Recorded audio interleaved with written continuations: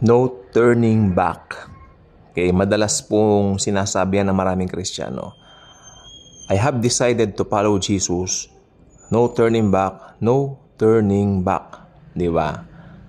Pero kung titingnan mo mabuti yung awiting yaon, ito po ay parang nagsisignifika ng kanilang sariling aksyon o kanilang sariling gawa.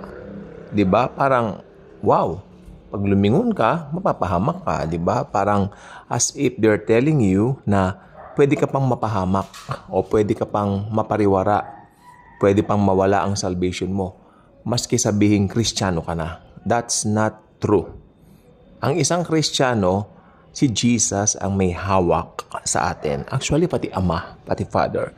God the Father and God the Son already holding us tightly to their hearts. Hindi na po mawawala ang salvation natin. Kaya yung dati bilib ako sa kantang yon, may CD ako niyan dati. I have decided to follow Jesus. No turning back, no turning back. But habang lumalalim ako sa grace, especially nung nag-strike yung pandemic, lalo kong na-realize yung grace. It's all about Jesus. It's not about anything na pwede kong gawin, but it's all about what He has done for me. What He had done for me on the cross 2,000 years ago. So, sinasabi po kasi nila kapag ka bumalik ka daw sa Egypt o bumalik ka daw doon, lumingon ka, magagaya ka doon sa, itong panakot nila magagaya ka sa asawa nila at magiging asin ka raw, pag Kristiyano ka raw, nagganon ka raw, magbabackslide ka, magiging parang, di ba yung asawa po nila at lumingon tapos naging asin? Well, iba pong situation yung kay Lot. Sapagkat during that time, talagang yung Sodoma at ang Gomorrah na yan, this is something na nagpapahiwatig ng present na mundo ngayon. Okay? But kasi iba po ang dugo ni Christ Yung dugo ni Jesus, pag yan na naglinis sa'yo, pati puso mo papalitan niya. Maliligtas ang kaluluwa mo, bibigyan ka ng bagong pagkatao tulad ng binabanggit sa 2 Korintos 5:17, may bago ka ng pagkatao. It's all about Jesus. Basahin mo 2 Corinthians 5:18. Ituloy mo, all this is from God. Lahat ng ito ay galing sa Diyos.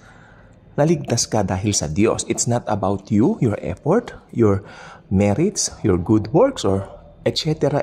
na pwede mong gawin sa Panginoon. It's not about that. I hope maliwanag po sa inyo yan. So, pag Kristiyano ka, si Jesus nabubuhay na sa'yo.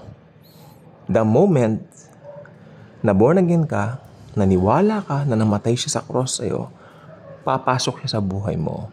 Yun yung indwelling presence ng Holy Spirit forever and ever sa buhay ng isang believer. Kaya, hindi mawawala ang salvation mo. Okay, doon sa mga nagtuturong pwedeng malose or mawala at matanggal ang kaligtasan ng tao. Well, kailangan pong muling bumaba ni Jesus dito sa lupa para mamatay muli sa cross. Diba? Kung ganyan pala ang logic ninyo, kailangan bumaba muli ni Jesus para i-securely ang inyong salvation. Diba? So, yung logic lang po makikita nyo wrong na yung logic ng mga nagsasabing nawawala ang salvation. To the point that they're going to compare it to Lot's wife na 'di ba nag-turn back nung kasi ayaw niyang siguro may mga ari-arian sila doon sa Sodom at Gomorrah during that time 'di ba? Inutusan na sila ng anghel ng Panginoon na lisanin ngayon dahil gugunawin na nga ng Panginoong Hesukristo yung Sodom at Gomorrah. Hindi lumingon yung babae, naging asin. Naging haligi ng asin, sabi ng Biblia. Okay? So, wag po tayong matakot. Kasi walang Kristiyano, itong gusto ko sabihin, walang totoong Kristiyano ang lilingon pa sa pinanggalingan niyang buhay. Okay? Parang minsan, seemingly, siguro, parang sa isip natin, nadadaya tayo. Pero, yung indwelling of the Holy Spirit, especially, nasa atin na.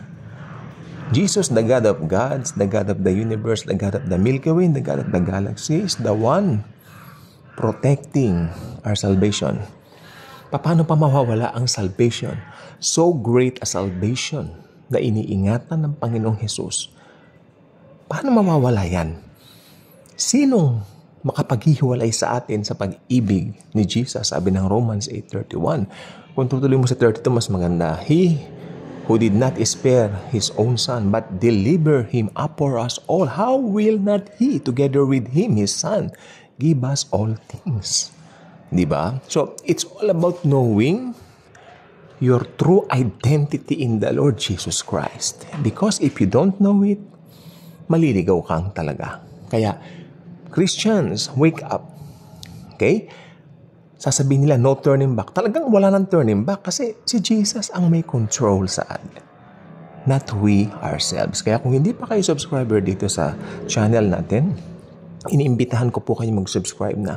Check ninyo yung notification. I-click niyo yung notification bell. Paki-check po dahil ang YouTube nagbibigay ng mga bagong video sa inyo. Okay? Sila nagpapaalala na may mga bago tayong videos. And I hope pa nakita nyo may notification ng YouTube, panoorin nyo po. Dahil mga matututunan po natin dito, hindi natin matututunan kahit saan. Okay? Mga salita ni Jesus nandito, walang ibang matataas dito, kundi ang Panginoong Hesukristo. Thank you, and Jesus truly loves us all. Remember, hindi po nawawala ang salvation at hindi mawawala kahit kailan. Thank you po.